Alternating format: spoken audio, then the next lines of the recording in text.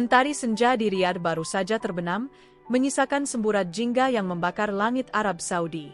Namun, di dalam istana megah milik Sayyidah Fatimah, suasana justru terasa mencekam dan sedingin es. Bau kemenyan mahal dan aroma disinfektan rumah sakit berbaur menjadi satu, menciptakan atmosfer yang menyesakkan dada bagi siapapun yang melangkah masuk. Fatimah, sang janda terkaya yang kecantikannya pernah melegenda seantero jazirah, kini terbaring tak berdaya di atas ranjang king size yang dilapisi sutra terbaik. Wajahnya yang dulu cerah bagai rembulan, kini pucat pasi dengan lingkaran hitam di bawah mata. Yang paling mengerikan adalah bercak-bercak gelap menyerupai sisik yang menjalar dari ujung jari kaki hingga ke persendian lengannya. Kulitnya terasa panas membara, namun ia menggigil kedinginan. Di sekeliling ranjangnya, 5 orang pria dengan jas putih rapi berdiri mematung. Mereka adalah para profesor medis terbaik yang didatangkan khusus dari Jerman, Amerika, dan Jepang. Di tangan mereka terdapat alat-alat pemantau jantung paling mutakhir, namun raut wajah mereka menunjukkan satu hal yang sama, keputusasaan. "Jelaskan padaku." Suara Fatimah terdengar parau, nyaris seperti gesekan amplas. "Mengapa 10 liter darah yang kalian ambil dariku belum juga memberikan jawaban?" Profesor Hans, ketua tim medis dari Berlin, melepas kacamatanya dengan tangan gemetar. "Madam Fatimah, kami telah melakukan pemindaian DNA, biopsi jaringan, hingga analisis toksikologi di laboratorium terbaik di Eropa. Secara klinis, organ tubuh Anda berfungsi normal. Jantung Anda kuat, paru-paru Anda bersih. Tapi apa?" Potong Fatimah dengan sisa kekuatannya, matanya yang sayu mendadak berkilat tajam. "Tapi aku sekarat. Aku merasa ada ribuan jarum yang menusuk sumsum tulangku setiap kali aku bernapas. Kami belum pernah melihat patologi seperti ini dalam sejarah kedokteran modern," lanjut Hans tertunduk. "Ini seolah-olah tubuh Anda sedang menolak nyawanya sendiri. Kami hanya bisa memberikan morfin dosis tinggi untuk meredakan nyeri, tapi kami tidak bisa menjanjikan kesembuhan." Mendengar itu, Fatimah tertawa getir. Tawa yang lebih mirip rintihan itu menggema di ruangan luas yang dipenuhi pilar-pilar marmer berlapis emas. "Morfin? Kalian meminta aku menjadi pecandu sebelum mati?" Fatimah menunjuk ke arah brankas besar di sudut ruangan. "Di sana ada emas, surat tanah di London, dan saham di berbagai ladang minyak. Ambillah semuanya. Aku berikan 10 juta rial tunai malam ini juga bagi siapapun yang bisa membuatku mampu berdiri dan berjalan ke balkon itu." Para dokter itu hanya terdiam. Di dunia ini, ada satu titik di mana uang hanyalah tumpukan kertas tak berharga, dan titik itu sedang dihadapi oleh Fatimah. Di luar pintu kamar yang tertutup rapat, suasana tak kalah tegang. Puluhan tabib tradisional dari berbagai belahan dunia, Maroko, Mesir, hingga India, mengantre dengan cemas. Mereka membawa botol-botol ramuan, akar-akaran purba, hingga jimat-jimat kuno.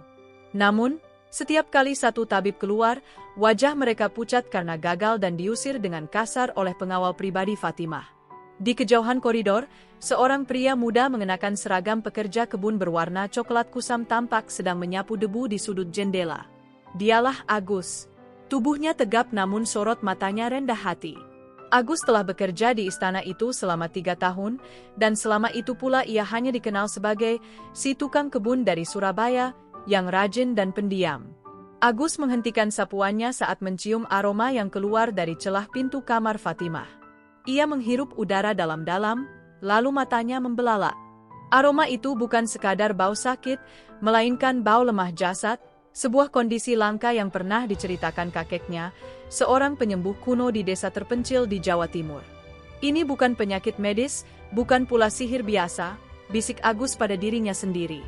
"Ini adalah racun batin yang membeku. Jika tidak segera dibasuh dengan banyu perwitosari, dalam 3 hari jantungnya akan berhenti." Agus menatap ke arah pintu besar itu. Ia tahu, seorang TKI rendahan seperti dirinya dilarang keras menginjakkan kaki di atas karpet Persia di dalam kamar sang majikan. Namun, nuraninya berteriak. Ia melihat bayangan kematian sudah berdiri di ujung tempat tidur Fatimah. "Ya Allah," gumam Agus, jemarinya meremas gagang sapu hingga memutih. "Hamba tahu rahasia penyembuhnya, tapi hamba hanyalah butiran debu di istana ini. Haruskah hamba diam melihat nyawa itu terbang, atau haruskah hamba mempertaruhkan kepala hamba untuk maju? Ketegangan di dalam kamar mencapai puncaknya ketika Fatimah tiba-tiba mengalami kejang hebat. Alat pemantau jantung berbunyi nyaring, mengeluarkan nada statis yang memekakkan telinga. Para dokter panik, perawat berlarian, dan di tengah kekacauan itu, Agus menjatuhkan sapunya. Ia memutuskan untuk melangkah maju, menantang maut demi sebuah kemanusiaan yang tersembunyi dalam metode kuno keluarganya. Suasana di dalam kamar utama Sayyidah Fatimah semakin kacau. Suara alat pacu jantung defibrilator yang diisi ulang terdengar seperti dengungan lebah raksasa yang haus nyawa. Profesor Hans berkali-kali meneriakkan instruksi dalam bahasa Inggris, sementara para perawat Arab berhamburan membawa tabung oksigen tambahan. Di tengah kemelut itu, seorang tabib tua dari Maroko yang merupakan peserta ke-100 baru saja ditarik paksa oleh pengawal karena ramuan uapnya justru membuat Fatimah tersedak hebat. "Keluar! Kalian semua penipu!" teriak Khalid, kepala pengawal istana yang bertubuh raksasa. Wajahnya merah padam, tangannya sudah memegang gagang pistol di pinggang. "Jika Sayyidah Fatimah tidak melewati malam ini, aku bersumpah kalian semua tidak akan pernah melihat matahari terbit lagi."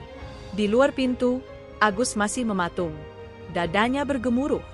Ia bisa mendengar rintihan Fatimah yang sangat menyayat hati, sebuah suara yang tidak pantas keluar dari wanita seanggun dia. Agus tahu, jika ia hanya diam, ia akan pulang ke Surabaya dengan membawa penyesalan seumur hidup. Namun, jika ia masuk, ia mungkin tidak akan pernah pulang sama sekali. "Bismillah," bisik Agus. Ia melepas topi kerjanya, merapikan baju coklatnya yang sedikit terkena tanah, lalu melangkah lebar menuju pintu ganda berlapis emas itu. "Henti! Mau apa kau, Al-Indonesi?" Khalid menghadang Agus dengan satu tangan yang keras seperti batang pohon kurma. Dadanya yang bidang menghalangi jalan Agus sepenuhnya. "Kembali ke taman. Ini bukan tempat untuk tukang rumput sepertimu." Agus menatap tepat ke mata Khalid. Tidak ada ketakutan di sana, hanya ada keyakinan yang tajam. "Tuan Khalid, 100 orang hebat sudah gagal. Alat-alat mahal itu tidak bisa membaca apa yang sedang terjadi pada majikan kita. Biarkan saya masuk. Saya membawa warisan dari tanah Jawa." Khalid tertawa mengejek, tawa yang penuh dengan kebencian. "Warisan Jawa? Apa? Kau mau memberikan jamu pahit padanya? Lihat di dalam sana, dokter-dokter paling pintar di dunia saja sudah menyerah. Kau hanya akan mengotori karpet sutranya dengan kaki kotormu. Ilmu Tuhan tidak hanya diberikan kepada mereka yang bersekolah di Eropa, Tuan," balas Agus dengan nada yang tenang namun berwibawa. Penyakit Sayyidah Fatimah adalah ganda wingit. Itu adalah racun yang tercipta dari kesedihan yang membusuk dan udara yang terkunci. Jika Anda menghalangi saya sekarang, Anda sedang membantu malaikat maut menjemputnya. Mendengar kata kematian, Khalid tersentak. Di saat yang sama, dari dalam kamar terdengar jeritan Fatimah yang sangat panjang, diikuti oleh bunyi flatline dari mesin monitor jantung. Titit-titit-titit, nada panjang yang menandakan jantung telah berhenti. "Dia pergi." "Madam Fatimah tidak bernapas," teriak seorang perawat dari dalam.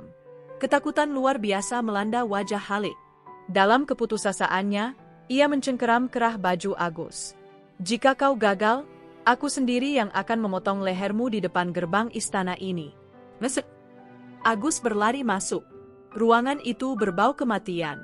Profesor Hans sudah menjauh dari ranjang, menunduk lesu sambil melihat jam tangannya untuk mencatat waktu kematian. "Apa yang dilakukan tukang kebun ini di sini?" tanya Hans heran melihat Agus mendekati ranjang Fatimah. Agus tidak menjawab. Ia tidak punya waktu. Ia melihat tubuh Fatimah yang sudah kaku, matanya terpejam rapat, dan kulitnya mulai membiru di bagian leher. Tanpa ragu, Agus mengambil sebuah botol kecil dari sakunya, minyak atsiri yang ia suling sendiri dari bunga kantil dan kenanga di halaman belakang, dicampur dengan air zam-zam yang sudah ia bacakan selawat selama 40 malam. "Apa yang kau lakukan? Jangan menyentuhnya," teriak Hans saat melihat Agus mulai menekan titik di bawah telinga Fatimah dengan kasar. "Diam," bentak Agus dengan suara yang begitu menggelegar hingga seluruh ruangan terhenyak. Aura Agus berubah. Ia bukan lagi tukang kebun yang ramah, ia adalah pewaris tunggal ilmu pengobatan Sastro Jendro. Agus menempelkan ibu jarinya ke dahi Fatimah, tepat di antara kedua alis. Ia mulai merapal doa dalam bahasa batin yang tak dipahami siapapun. Niat ingsun menyambung nyawa, atas izin Gusti Allah yang Maha Menghidupkan. Ia menekan titik saraf di ulu hati Fatimah dengan teknik puntiran yang ekstrim. Tubuh Fatimah bergetar hebat. Para pengawal sudah mencabut senjata mereka, yakin bahwa Agus sedang menyiksa jasad majikan mereka. Satu orang. Agus berteriak sambil memukul lantai marmer dengan telapak tangannya. Gasp! Fatimah tiba-tiba tersentak. Tubuhnya melompat dari ranjang seolah tersengat listrik ribuan volt. Ia menghirup udara dengan sangat rakus, seolah baru saja muncul dari dasar laut yang paling dalam. Matanya terbuka lebar, pupilnya mengecil, dan ia langsung memuntahkan cairan berwarna hijau pekat ke lantai marmer yang bersih. Seluruh ruangan hening. Profesor Hans menjatuhkan stetoskopnya. Khalid jatuh terduduk di lantai sambil beristighfar. Fatimah menatap Agus dengan tatapan yang sangat asing, campuran antara benci, bingung, dan rasa syukur yang luar biasa. Siapa kau? Kenapa kau membangunkanku dari kegelapan itu? Tanyanya dengan suara bergetar. Agus menyeka keringat di dahinya, napasnya tersengal. Saya Agus, Madam. Hamba Allah dari Surabaya. Dan perjalanan penyembuhan Anda baru saja dimulai. Apa yang keluar tadi hanyalah kulitnya, akarnya masih tertanam di jantung Anda. Ketegangan belum berakhir. Di balik pintu, Hamzah, adik ipar Fatimah, mengepalkan tangan dengan geram. Rencananya untuk menguasai harta Fatimah hampir saja berhasil jika si tikus Jawa ini tidak ikut campur. Keajaiban kecil yang baru saja terjadi tidak serta-merta membuat Agus menjadi pahlawan. Sebaliknya, ia kini berdiri di tengah kepungan tatapan penuh kebencian dan keraguan. Bau muntahan hijau pekat di lantai marmer itu menyengat, kontras dengan wangi parfum oud yang mahal. Fatimah masih tersengal, bersandar pada bantal sutranya, menatap Agus seolah pria itu adalah makhluk asing yang jatuh dari langit. Kau hanya pelayan taman. Suara Fatimah kembali terdengar, meski masih sangat lemah. Bagaimana mungkin tangan yang biasa berlumuran tanah bisa menyentuh titik yang bahkan tidak ditemukan oleh pemindai tercanggih? Sebelum Agus menjawab, pintu kamar terbanting terbuka. Hamzah, adik ipar Fatimah yang memiliki ambisi setinggi gedung-gedung pencakar langit di Riyadh, masuk dengan wajah merah padam. Ia melihat cairan hijau di lantai dan langsung menunjuk wajah Agus dengan tongkat emasnya. Sir, ini sihir hitam dari timur, teriak Hamzah. Suaranya menggelegar memenuhi ruangan. Khalid, kenapa kau biarkan budak rendahan ini melakukan praktik klinik pada kakak iparku? Lihat kotoran ini. Dia meracuni Sayyidah Fatimah. Khalid, sang kepala pengawal, tampak bimbang. Ia melihat Fatimah memang bernapas, namun logika militernya sulit menerima kenyataan bahwa seorang tukang kebun bisa melakukan apa yang tidak bisa dilakukan tim medis internasional. Tuan Hamzah, dia baru saja menghidupkan kembali Madam, gumam Khalid ragu.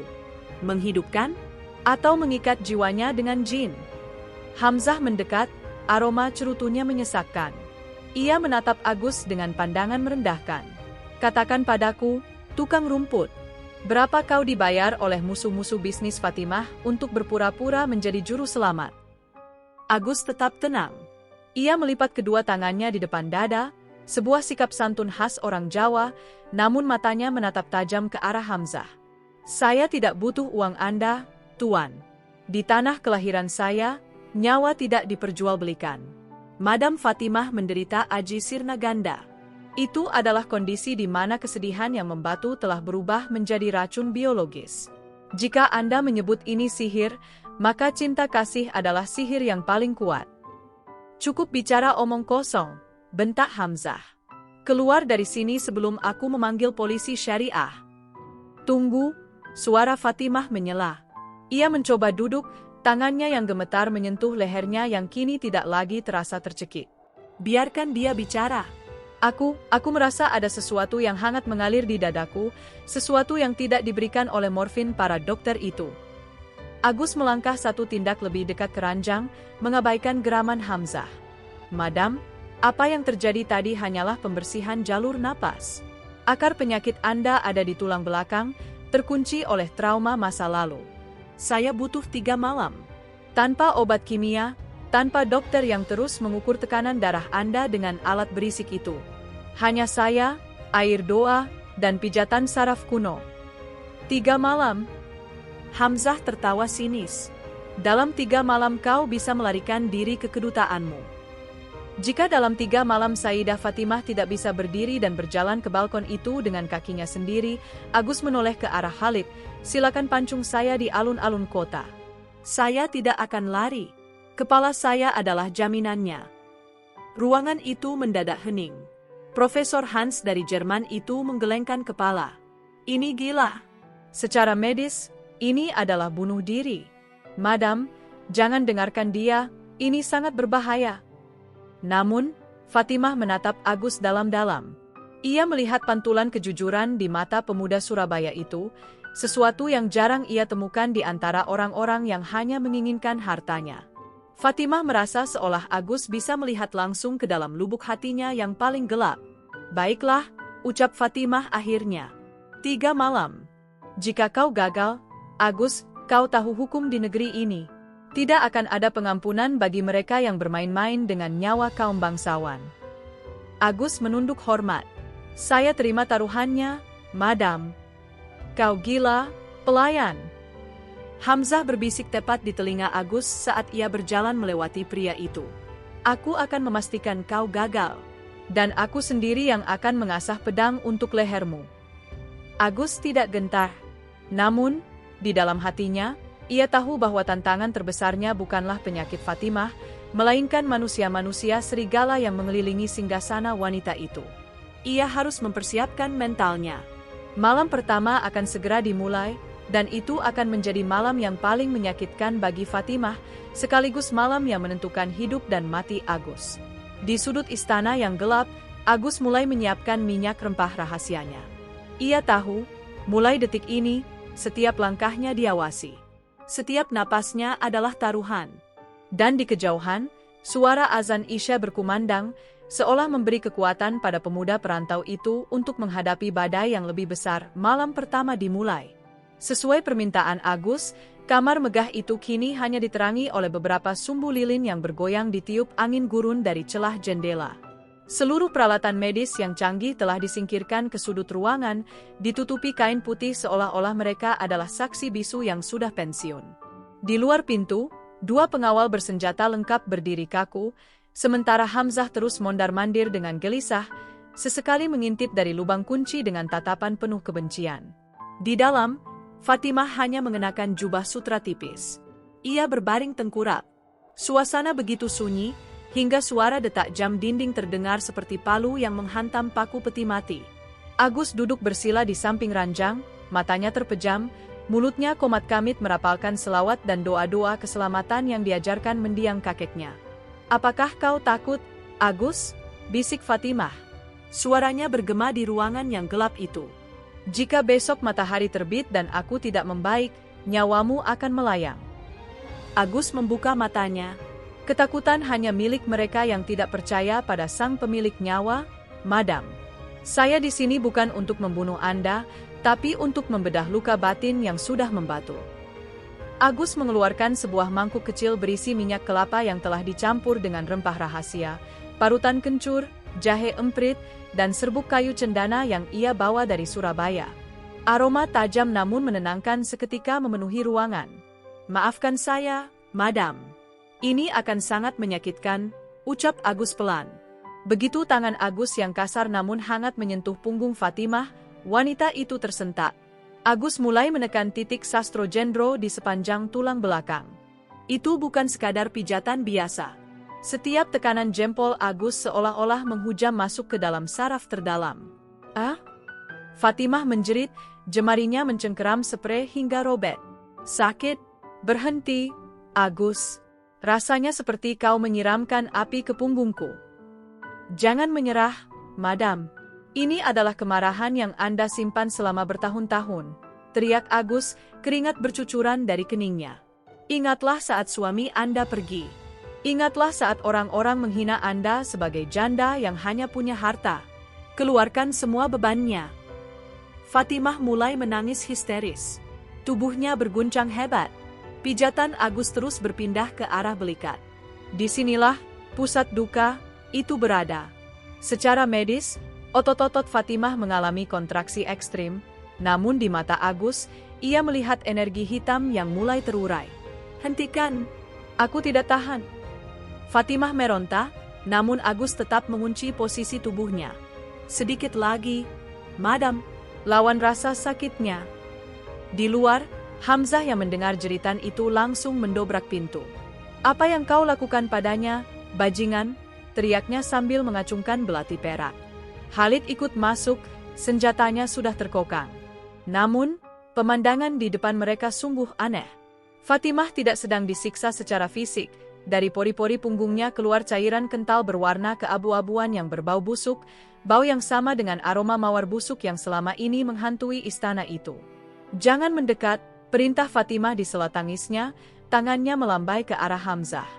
"Biarkan dia, aku merasa seolah ada beban ribuan ton yang diangkat dari pundakku." Hamzah tertegun, wajahnya pucat. Rencana intervensinya gagal karena sang korban sendiri yang meminta ritual dilanjutkan. Agus terus memijat hingga ke tengkuk. Ia menempelkan telapak tangannya, menyalurkan energi panas yang ia kumpulkan dari zikir malamnya. "Madam, maafkanlah diri Anda sendiri. Maafkan dunia yang kejam ini. Biarkan raga Anda kembali menjadi milik Anda." Tiba-tiba, Fatimah mengalami muntah-muntah hebat. Kali ini bukan cairan hijau, melainkan cairan bening yang sangat banyak. Setelah itu, tubuhnya terkulai lemas, napasnya menjadi sangat teratur dan dalam, sesuatu yang tidak pernah terjadi selama setahun terakhir. Agus mundur, menyeka wajahnya yang basah kuyup oleh keringat. Ia tampak sangat lelah, seolah separuh energinya telah berpindah ke tubuh Fatimah. Malam pertama selesai, ucap Agus lemah pada Khalid. "Tolong beri dia minum air zam-zam yang dicampur perasan jeruk nipis. Jangan biarkan siapapun menyentuh punggungnya hingga subuh." Fatimah menatap punggung Agus yang berjalan gontai menuju sudut kamar untuk beristirahat. Untuk pertama kalinya, ia melihat pria itu bukan sebagai pelayan, melainkan sebagai pelindung. Ada rasa hangat yang asing menjalar di hatinya, bukan rasa sakit, melainkan benih harapan yang mulai tumbuh. Namun, di kegelapan koridor, Hamzah menatap botol minyak milik Agus yang tertinggal di atas meja. Sebuah ide licik muncul di kepalanya. Jika pijatan itu menyembuhkannya, maka sedikit tambahan racun di minyak itu akan membuatnya mati di tangan si orang Jawa ini, gumam Hamzah dengan senyum iblis. Malam itu, istana kembali sunyi, namun badai pengkhianatan sedang bersiap untuk menerjang di malam kedua. Agus tertidur di lantai, tidak menyadari bahwa maut sedang mengintai lewat botol kecil yang menjadi senjatanya. Malam kedua tiba dengan aura yang lebih pekat. Langit riad tertutup awan hitam, seolah-olah alam pun tahu bahwa di dalam istana emas itu, sebuah konspirasi maut tengah dijalankan. Agus terbangun dari istirahat singkatnya dengan perasaan tidak enak. Dadanya terasa sesak, sebuah firasat buruk yang biasa dirasakan orang Jawa saat ada pagebluk atau mara bahaya yang mendekat. Ia mendekati meja kecil tempat ia meletakkan botol minyak rempahnya. Agus tidak menyadari bahwa beberapa jam lalu, Hamzah telah menyuntikkan ekstrak sianida dosis tinggi ke dalam botol tersebut. Racun itu tidak berwarna dan tidak berbau, namun cukup kuat untuk menghentikan jantung seekor unta dalam hitungan detik jika meresap melalui pori-pori kulit. Fatimah sudah menunggu. Wajahnya tampak sedikit lebih segar, namun matanya menyiratkan ketakutan. "Agus, semalam aku bermimpi melihat suamiku. Dia tersenyum di balik kabut. Apakah itu pertanda aku akan segera menyusulnya?" Agus tersenyum tipis sembari membuka tutup botol minyaknya. "Itu pertanda bahwa beban Anda mulai terangkat, Madam. Mimpi adalah cara jiwa berbicara. Mari kita tuntaskan malam ini." Agus menuangkan minyak itu ke telapak tangannya. Namun, saat minyak itu menyentuh kulitnya, Agus merasakan sensasi dingin yang aneh, bukan hangat seperti biasanya. Ia mengendus telapak tangannya. Bau rempahnya masih ada, tapi ada aroma tajam yang samar, aroma kacang almond pahit yang sangat tipis. Agus tertegun. Sebagai cucu seorang tabib, ia tahu aroma itu. Racun. Di luar pintu, Hamzah berdiri bersama Khalid dan beberapa pengawal. Hamzah terus menatap jam tangannya dengan gelisah. "Kenapa lama sekali?" Jangan-jangan si pelayan itu sedang melakukan hal yang tidak-tidak pada kakak iparku, teriak Hamzah sengaja memancing suasana. Di dalam kamar, Agus berkeringat dingin. Jika ia nekat memijat Fatimah dengan minyak ini, Fatimah akan mati dalam hitungan menit, dan ia akan dieksekusi sebagai pembunuh. Namun, jika ia berhenti sekarang, Hamzah akan menuduhnya gagal atau melarikan diri. Agus melirik ke arah kendi air minum di samping tempat tidur. Ia harus bertindak cepat. Dengan gerakan yang sangat halus, ia menjatuhkan botol minyak itu hingga pecah di lantai. Prang! Apa yang terjadi? Teriak Khalid dari luar sambil mendobrak pintu. Agus berpura-pura panik. Maaf, tangan saya licin. Minyak rahasia saya tumpah. Hamzah masuk dengan wajah geram. Bodoh, itu satu-satunya obatmu, kan? Sekarang kau tidak punya alasan lagi. Kau gagal? Sabar, Tuan Hamzah, ucap Agus tenang, meski jantungnya berdegup kencang.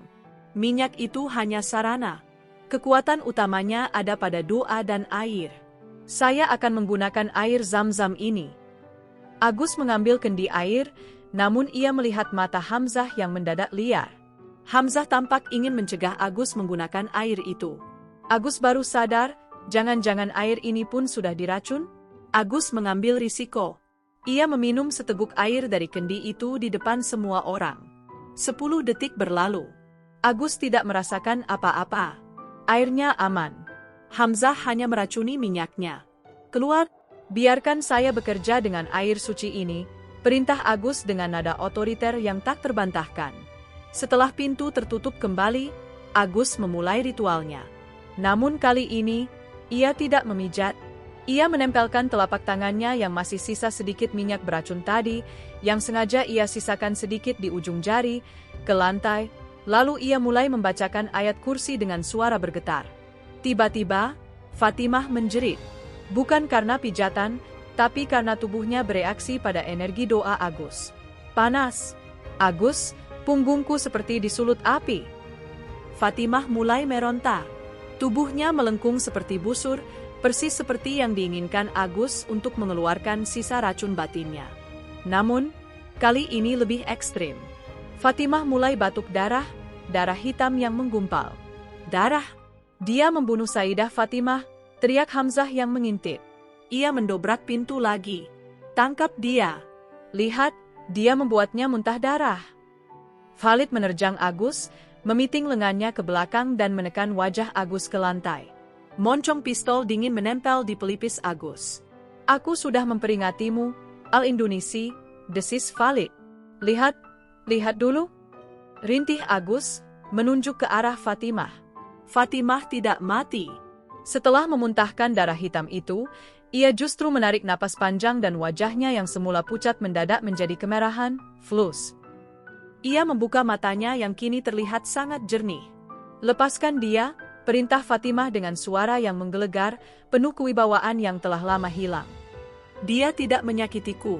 Darah hitam itu adalah rasa sakit yang selama ini mengendap di dadaku. Aku merasa ringan. Aku merasa Hamzah mundur selangkah, wajahnya pucat pasi. Rencananya gagal total. Racun di minyak tidak terpakai, dan Fatimah justru terlihat lebih kuat dari sebelumnya. Agus yang masih ditekan ke lantai mendongak, menatap Hamzah dengan senyum penuh arti. Tuan Hamzah, sepertinya botol yang pecah tadi membawa sial bagi orang yang salah, bukan bagi saya. Suasana menjadi sangat tegang. Fatimah menatap tajam ke arah botol minyak yang pecah di lantai. Ia melihat seekor kecoa yang merayap di dekat tumpahan minyak itu tiba-tiba mati kaku dalam hitungan detik. Fatimah adalah wanita cerdas. Ia tahu itu bukan minyak pijat biasa. Khalid, panggil Fatimah dingin. Ambil sampel minyak yang pecah itu. Bawa ke laboratorium sekarang juga. Dan jangan biarkan Hamzah meninggalkan istana ini. Jantung semua orang seolah berhenti berdetak. Agus menarik napas lega, namun ia tahu, malam ketiga adalah puncaknya. Jika malam ini ia hampir mati karena racun, malam terakhir nanti ia akan berhadapan dengan takdir yang lebih besar. Suasana di lorong istana malam itu terasa lebih berat daripada badai pasir yang sering melanda Riyadh. Setelah kejadian muntah darah hitam dan matinya serangga di tumpahan minyak, atmosfer di kamar Fatimah berubah dari medis menjadi investigasi kriminal. Tim laboratorium pribadi istana bekerja dengan kecepatan penuh di bawah pengawasan ketat Khalid. Fatimah duduk di tepi ranjangnya, dibalut jubah beludru hitam. Ia tampak seperti ratu yang baru terbangun dari tidur panjang. Di hadapannya, Agus berdiri dengan tenang meski bekas memar di lengannya akibat pitingan Khalid masih terlihat memerah. Sementara itu, Hamzah duduk di sofa sudut ruangan, tangannya gemetar hebat saat memegang cangkir kopi. Hasilnya sudah keluar, Sayyidah, suara Khalid memecah keheningan. Ia membawa selembar kertas dengan napas yang memburu. Fatimah mengambil kertas itu. Matanya menyipit saat membaca deretan istilah kimia di sana. Sianida dosis tinggi, gumam Fatimah. Suaranya rendah, namun mengandung getaran kemarahan yang mematikan. Ia menatap ke arah pecah botol di lantai, lalu beralih menatap Agus. Agus, kau bilang minyak ini kau racik sendiri dari Surabaya. Bagaimana bisa ada racun mematikan di dalamnya? Agus menunduk hormat. Madam, minyak itu saya racik dengan doa. Sianida tidak tumbuh di kebun bunga kakek saya. Seseorang telah menyuntikkannya saat saya sedang beristirahat. Bohong, teriak Hamzah, bangkit dari sofa hingga kopinya tumpah. Dia hanya mencoba mencari kambing hitam atas kegagalannya. Dia ingin membunuhmu dan merampok hartamu. Fatimah berdiri perlahan. Kekuatannya kembali secara ajaib, seolah pijatan Agus tadi telah membuka sumbatan energi dalam dirinya. Ia melangkah mendekati Hamzah.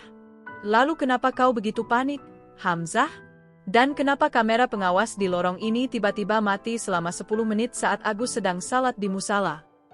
Wajah Hamzah berubah pucat pasi, warna kulitnya kini menyerupai debu gurun. Aku tidak tahu apa-apa. Aku hanya mengkhawatirkanmu. Khalid, panggil Fatimah tanpa melepaskan pandangannya dari Hamzah. Periksa saku jas Tuan Hamzah. Sekarang, pergulatan singkat terjadi. Hamzah mencoba melawan, namun Khalid terlalu kuat. Dari saku dalam jas mahal itu, jatuh sebuah botol suntik kecil dengan sisa cairan bening di dalamnya. Ruangan itu mendadak sunyi sesaat, hanya terdengar suara detak jantung yang berpacu. Kau? Fatimah berbisik, air mata kekecewaan mengalir di pipinya. Suamiku meninggal dalam tidurnya karena serangan jantung yang tak bisa dijelaskan. Dan sekarang kau mencoba melakukan hal yang sama padaku menggunakan tangan orang yang mencoba menyelamatkanku. Fatimah, dengarkan aku. Diam, bentak Fatimah. Amarahnya meledak. Bawa dia ke ruang bawah tanah. Serahkan pada kepolisian setelah aku benar-benar sembuh. Aku ingin dia melihat dengan mata kepalanya sendiri bahwa aku tidak akan mati hari ini. Setelah pengawal menyeret Hamzah yang meraung-raung meminta ampun, ruangan itu kembali senyap. Fatimah terduduk di kursi, bahunya berguncang. Semua kekayaan, emas, dan minyak yang ia miliki tidak bisa melindunginya dari pengkhianatan keluarga sendiri. Agus melangkah mendekat, namun ia tetap menjaga jarak yang sopan. Ia mengambil segelas air putih, membacakan selawat pendek, lalu memberikannya kepada Fatimah. Minumlah, Madam. Amarah dan kesedihan adalah racun yang lebih kuat dari sianida. Jangan biarkan dia menang dengan merusak hati Anda. Fatimah mendongak, menatap Agus dengan mata yang basah. Mengapa kau tidak takut, Agus? Kau hampir saja mati di fitnah. Kau hampir kehilangan kepalamu karena keserakahan keluargaku. Agus tersenyum tulus, senyum khas pemuda desa yang damai. Di Surabaya, kakek saya selalu bilang, Gusti Allah mboten sar, Tuhan tidak tidur. Jika niat kita tulus, bumi dan langit akan melindungi. Saya hanya seorang pelayan, Madam. Nyawa saya milik Tuhan, bukan milik ketakutan. Fatimah meraih gelas itu, jari-jarinya yang halus sempat bersentuhan dengan jari kasar Agus. Getaran aneh menjalar di antara keduanya.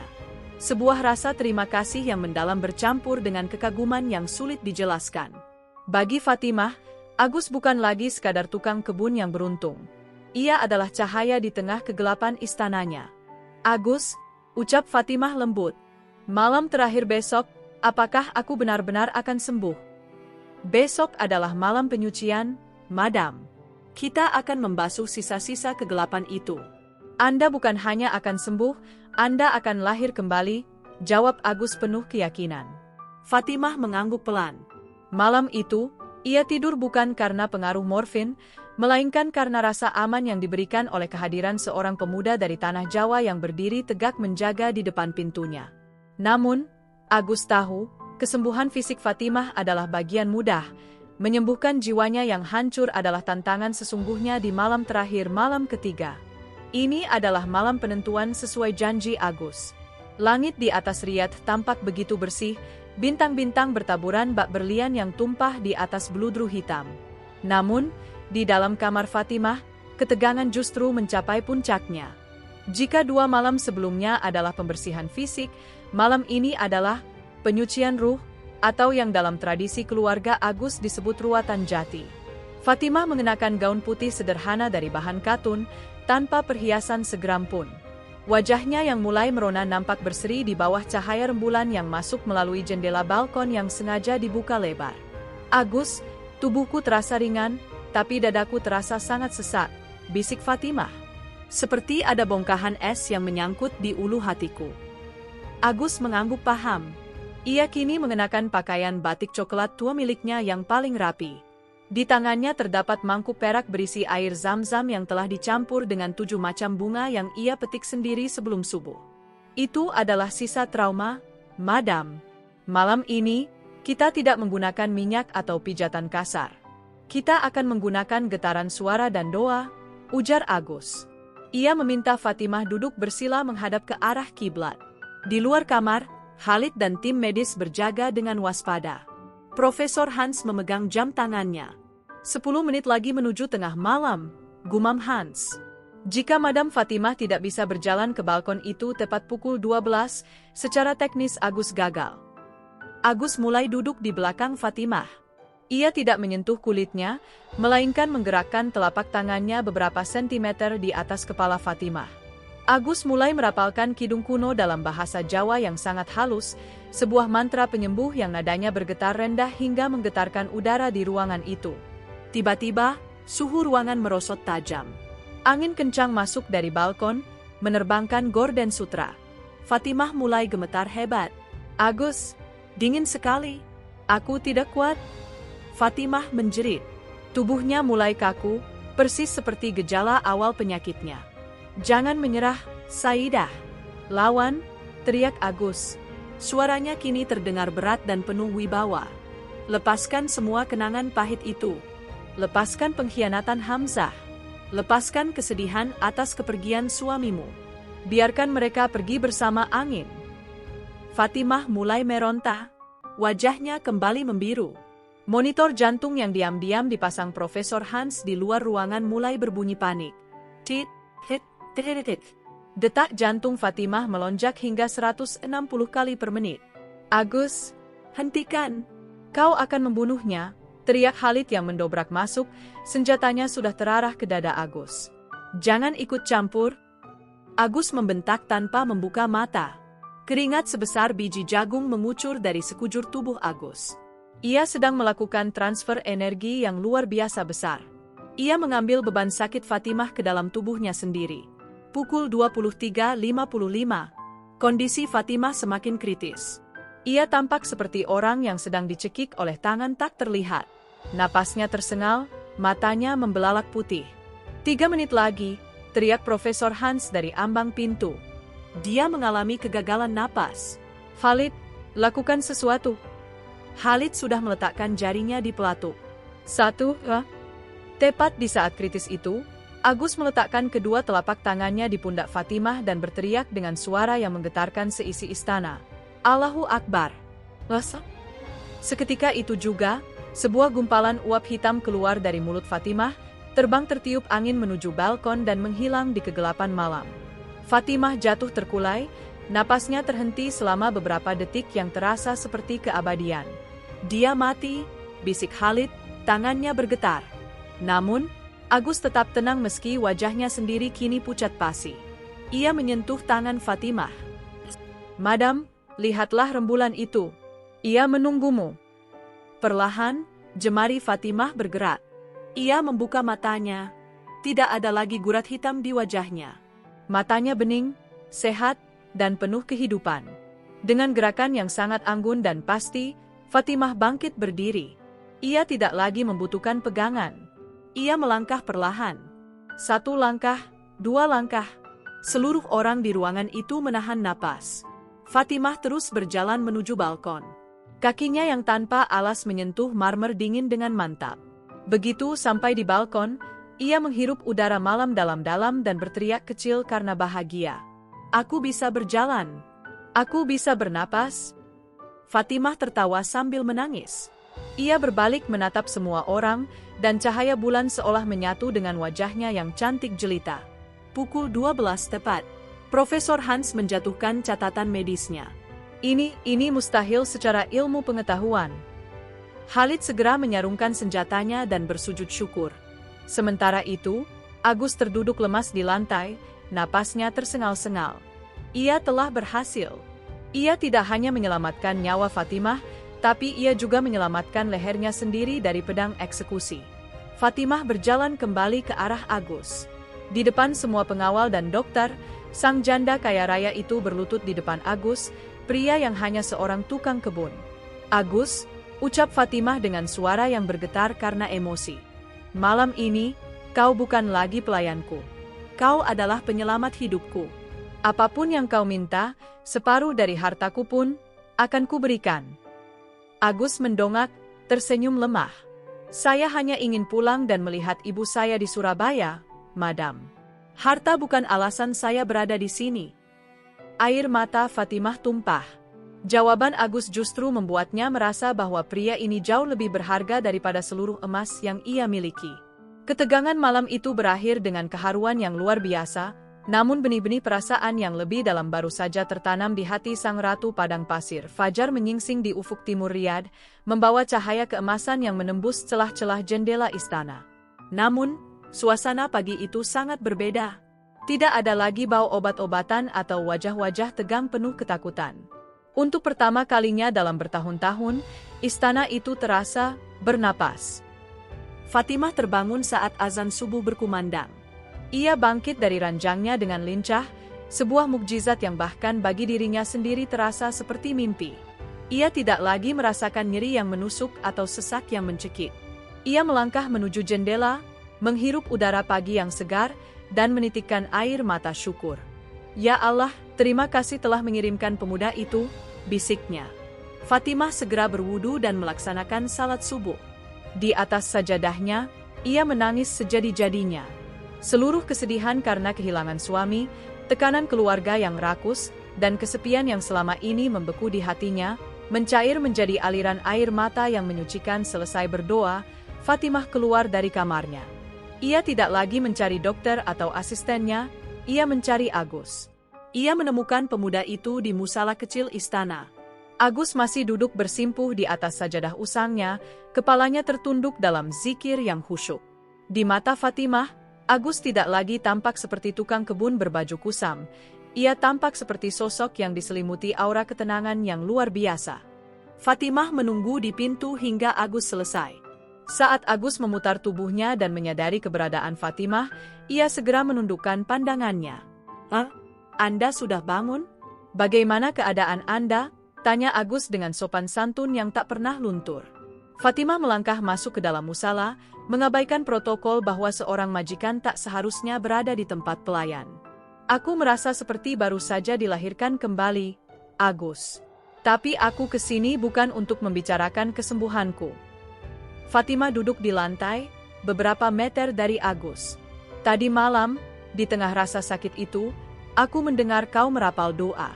Suaramu mengandung sesuatu yang tidak dimiliki oleh semua tabib yang pernah kudatangi. Kau mempertaruhkan nyawamu untuk seseorang yang bahkan tidak pernah melihat keberadaanmu di taman. Mengapa?" Agus terdiam sejenak, jemarinya memainkan butiran tasbih kayu miliknya. "Madam, kakek saya selalu berpesan, urip iku urup. Hidup itu harus menjadi nyala bagi orang lain. Saya melihat Anda sebagai jiwa yang terpenjara, bukan sebagai majikan yang kaya. Jika saya diam sementara saya tahu cara mematahkan belenggu itu, maka ilmu yang saya bawa dari tanah Jawa tidak akan ada gunanya. Fatimah menatap Agus dengan tatapan yang sulit diartikan, ada kekaguman, rasa malu, dan getaran rasa yang selama ini terkunci rapat. Kau menolak hadiah 10 juta rialku. Kau menolak saham perusahaan. Kau bahkan menolak emas yang kutawarkan semalam. Apa kau tidak punya keinginan untuk kaya, Agus? Agus tersenyum tipis, sebuah senyuman yang membuat hati Fatimah berdesir. Kaya itu letaknya di hati, Madam. Saya punya ibu di Surabaya yang setiap hari mendoakan saya. Doa ibu saya adalah harta yang tidak bisa dibeli dengan seluruh minyak di tanah Arab ini. Jika saya pulang dengan membawa uang hasil taruhan nyawa, ibu saya tidak akan bangga. Beliau hanya ingin saya pulang sebagai manusia yang bermanfaat. Mendengar kata, ibu, pertahanan Fatimah runtuh. Ia teringat ibunya sendiri yang sudah lama tiada. Ia merasa sangat kecil di depan kesederhanaan Agus. Kau membuatku malu pada hartaku sendiri, bisik Fatimah. Selama ini aku berpikir uang bisa membeli segalanya, bahkan kesehatan. Tapi kau membuktikan bahwa ketulusan dan doa seorang TKI dari Surabaya lebih kuat dari segalanya. Fatimah kemudian menyodorkan sebuah amplop coklat kecil. Ini bukan hadiah atas nyawaku. Ini adalah tiket pesawat kelas 1 dan dokumen kepulanganmu. Kau bilang kau ingin pulang, kan? Agus tertegun. Ia mengambil amplop itu dengan tangan gemetar. Inilah yang ia impikan selama 3 tahun merantau. Terima kasih, Madam. Terima kasih banyak. Namun, saat melihat wajah Agus yang berseri karena akan pulang, ada rasa sesak yang aneh di dada Fatimah. Ia senang Agus bahagia, tapi ia merasa seolah akan kehilangan cahaya di istananya. Agus, panggil Fatimah saat pria itu hendak berdiri. Sebelum kau pergi, bolehkah aku meminta satu hal lagi? Bukan sebagai majikan, tapi sebagai manusia yang baru saja kau selamatkan. Apa itu, Madam? Tinggallah 1 minggu lagi. Ajari aku cara berdoa dengan ketenangan seperti yang kau miliki. Ajari aku cara bersyukur tanpa harus melihat angka di rekening bankku. Aku ingin memulai hidup baru, dan aku ingin gurunya adalah kau. Agus menatap mata Fatimah yang tulus. Ia melihat kesepian yang masih tersisa di sana. Ia mengangguk pelan. Hanya 1 minggu, Madam. Setelah itu, saya benar-benar harus mencium tangan ibu saya. Fatimah tersenyum lebar, senyuman pertama yang benar-benar tulus dan lepas. Di kejauhan, burung-burung mulai berkicau di taman yang dirawat Agus. Persahabatan, atau mungkin benih cinta yang tak terucap, mulai mekar di antara dua insan yang dipisahkan oleh kasta, namun disatukan oleh keajaiban doa pagi itu. Aula utama istana yang biasanya hening kini dipenuhi oleh hawa ketegangan yang pekat. Fatimah duduk di singgasana marmernya dengan gaun hitam yang elegan, nampak agung dan tak tertandingi. Di sampingnya, bukan lagi para dokter atau konsultan bisnis, melainkan Agus yang berdiri dengan tenang, meski ia nampak canggung berada di ruang semegah itu. Di tengah ruangan, Hamzah berlutut dengan tangan terborgol. Wajahnya yang dulu angkuh kini kuyu, matanya merah karena semalam mendekam di ruang bawah tanah. Di sekeliling mereka, para petinggi kepolisian Riyadh dan pengacara keluarga telah siap dengan tumpukan dokumen. Hamzah, suara Fatimah menggema, dingin dan tajam seperti mata pedang. Kau adalah saudaraku. Kau adalah orang yang dipercayai mendiang suamiku untuk menjaga bisnis ini. Tapi kau justru menanam racun di bantal yang kutiduri. Fatimah, demi Allah, ini semua fitnah. Si orang Jawa itu yang menjebakku. Hamzah mencoba berteriak, suaranya pecah karena ketakutan. Fatimah memberi isyarat kepada Khalid. Sebuah layar besar di dinding aula menyala, menampilkan rekaman CCTV tersembunyi yang selama ini tidak diketahui Hamzah. Di sana terlihat jelas Hamzah menyelinap ke kamar Agus, membawa botol suntik, dan menyuntikkan sesuatu ke dalam botol minyak pijat milik Agus. Tidak hanya itu, ada rekaman suara saat Hamzah menelepon seseorang untuk mengatur pengambil alihan aset Fatimah segera setelah kematiannya diumumkan. Ruangan itu seketika riuh dengan bisikan penghinaan. Hamzah tertunduk lesu, seluruh tulang di tubuhnya seolah meluluh. Kau tidak hanya mencoba membunuhku, Hamzah, lanjut Fatimah dengan nada yang kini bergetar karena emosi. Kau mencoba mengambing hitamkan orang yang tulus. Kau ingin darah Agus tumpah di tangan Algojo hanya demi menutupi keserakahanmu. Itu adalah dosa yang tidak akan dimaafkan oleh bumi maupun langit. Fatimah menoleh ke arah perwira polisi. Bawa dia. Serahkan seluruh bukti ini ke pengadilan. Aku ingin dia dihukum seberat-beratnya menurut hukum yang berlaku. Dan pastikan seluruh hak warisnya dicabut tanpa sisa. Saat Hamzah diseret keluar, ia terus berteriak memohon ampun, namun Fatimah tidak bergeming. Ia telah membasuh sisa-sisa racun dalam hidupnya. Setelah Hamzah hilang dari pandangan, Fatimah menarik napas panjang, lalu ia berdiri dan mendekati Agus. Agus, kau melihat sendiri bagaimana uang bisa mengubah manusia menjadi iblis, ucap Fatimah lembut, matanya kini melembut saat menatap pemuda itu. Harta adalah ujian yang berat, madam. Terkadang ia menjadi jembatan ke surga, terkadang ia menjadi bahan bakar api neraka, jawab Agus bijak. Fatimah kemudian berbalik menghadap para pelayan, pengawal, dan staf istana yang berkumpul. Dengarkan semuanya. Hari ini, aku mengumumkan bahwa Agus bukan lagi pekerja di istana ini. Mulai hari ini, dia adalah tamu kehormatanku. Siapapun yang tidak menghormatinya, berarti tidak menghormatiku. Khalid dan para pelayan lainnya membungkuk hormat. Namun, Agus justru merasa tidak enak hati. Madam, ini terlalu berlebihan. Saya hanya menjalankan tugas saya. Tidak, Agus. Ini belum cukup. Fatimah memberi tanda kepada asistennya untuk membawa sebuah kotak kayu jati berukir yang sangat indah. Di dalam kotak ini ada dokumen kepemilikan sebuah yayasan sosial di Indonesia atas namamu. Dan di dalamnya juga ada kunci sebuah rumah di Surabaya yang telah kubeli atas nama ibumu. Itu bukan upah penyembuhan, tapi itu adalah caraku berterima kasih karena kau telah menyelamatkan jiwaku dari kebencian. Agus tertegun. Matanya berkaca-kaca. Madam, saya tidak bisa menerima ini. Rumah itu terlalu mewah untuk kami. Terimalah, Agus. Jika kau menolak, kau akan membuatku merasa berutang seumur hidup. Biarkan aku merasa sedikit berguna dengan berbagi sebagian kecil dari apa yang kumiliki, pinta Fatimah dengan nada memohon yang sangat tulus. Agus akhirnya mengangguk pelan. Terima kasih, Madam. Semoga Allah membalas kebaikan Anda. Sore itu, untuk pertama kalinya, Fatimah dan Agus berjalan bersama di taman istana tanpa ada sekat antara majikan dan buruh. Mereka berbicara tentang sawah di Surabaya, tentang gurun di Riyadh, dan tentang masa depan. Fatimah menyadari satu hal. Meskipun ia telah memberikan rumah dan yayasan, ia merasa bahwa dirinya lah yang mendapatkan hadiah paling besar, yaitu kemurnian hati seorang Agus. Namun, di balik kebahagiaan itu, ada satu kenyataan pahit yang harus mereka hadapi. Waktu kepulangan Agus tinggal beberapa hari lagi. Dan bagi Fatimah, membayangkan istana ini tanpa kehadiran Agus terasa lebih menyakitkan daripada penyakit aneh yang pernah dideritanya. Bandara Internasional Raja Khalid di Riyadh tampak berkilauan di bawah lampu-lampu kristal yang mewah. Namun, di salah satu sudut terminal keberangkatan privat, suasana terasa begitu sunyi dan melankolis. Hari yang dijanjikan telah tiba.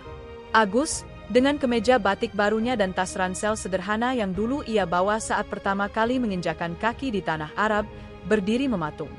Di hadapannya, Fatimah berdiri dengan abaya hitam yang dihiasi sulaman emas halus. Wajahnya yang kini benar-benar sehat dan bercahaya nampak mendung. Matanya yang indah digenangi air mata yang ia tahan sekuat tenaga. Semuanya sudah siap di pesawat, Agus, suara Fatimah bergetar. Ibumu sudah menunggu di Bandara Juanda. Aku sudah mengirim tim untuk menjemputnya dengan kursi roda yang paling nyaman agar beliau tidak lelah menunggumu. Agus tersenyum tulus, senyum yang selama ini menjadi obat bagi Fatimah. Terima kasih untuk segalanya, Madam. Anda telah memberikan lebih dari yang pantas saya terima.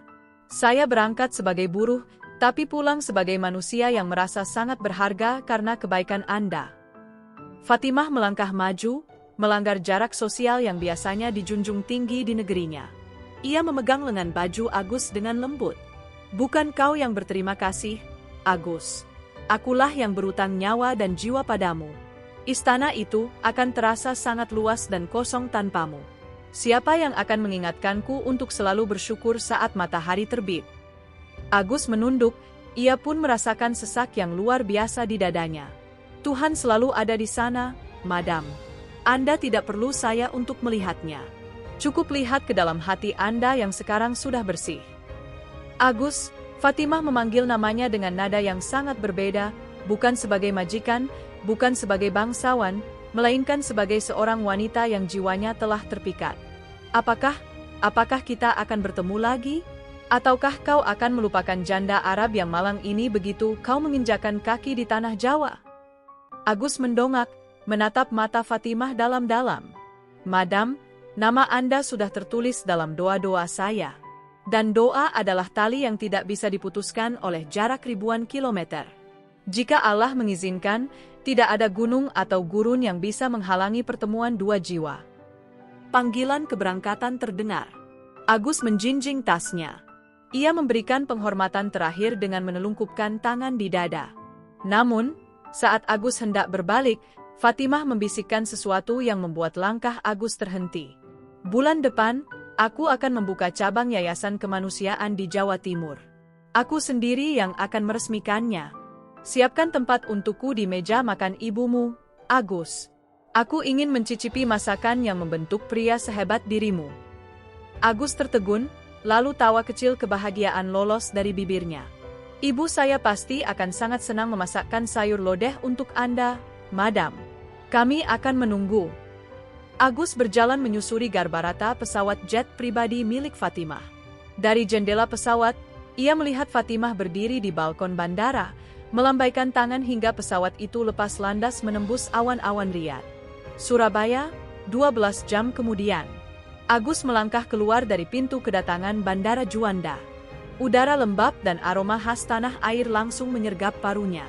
Di sana, di antara kerumunan orang, ia melihat seorang wanita tua di atas kursi roda, ibunya. Agus, anakku, teriak sang ibu sambil merentangkan tangan yang gemetar. Agus berlari dan langsung bersujud di kaki ibunya. Ia menangis sejadi-jadinya, menumpahkan segala beban perantauan, ketegangan taruhan nyawa, dan rasa rindu yang membuncah. Ibu, Agus pulang. Agus bawa rahmat dari Allah, bisik Agus di pangkuan ibunya. Ibunya mengelus rambut Agus dengan kasih sayang. Ibu tahu, nak. Ibu selalu melihatmu dalam mimpi. Ibu tahu kau menolong orang besar di sana. Kau pulang dengan tangan bersih, itu yang paling penting bagi ibu. Di saku baju Agus, terdapat sebuah foto kecil Fatimah yang tersenyum di taman. Dan di dalam tasnya, ada kunci rumah baru yang sudah disiapkan Fatimah untuk mereka. Namun, bagi Agus, hadiah terbesar adalah ia bisa pulang dengan selamat dan melihat ibunya tersenyum. Beberapa minggu kemudian, sebuah mobil mewah memasuki desa kecil tempat tinggal Agus. Penduduk desa heboh melihat wanita cantik berhijab yang turun dari mobil tersebut. Itu adalah Fatimah. Ia menepati janjinya. Fatimah melangkah masuk ke rumah sederhana Agus yang asri. Ia mencium tangan ibu Agus dengan penuh takzim, sebuah pemandangan yang mengharukan bagi siapapun yang melihatnya. Di meja makan yang sederhana, mereka duduk bersama, seorang janda kaya raya dari Arab dan seorang mantan TKI dari Surabaya, dipersatukan oleh takdir, doa, dan metode kuno yang menyelamatkan nyawa. Penyakit aneh itu memang telah sembuh, namun sebuah kisah baru yang lebih indah baru saja dimulai. Sebuah kisah tentang cinta yang tidak memandang kasta, yang lahir dari ketulusan di balik dinding emas istana. Tamat.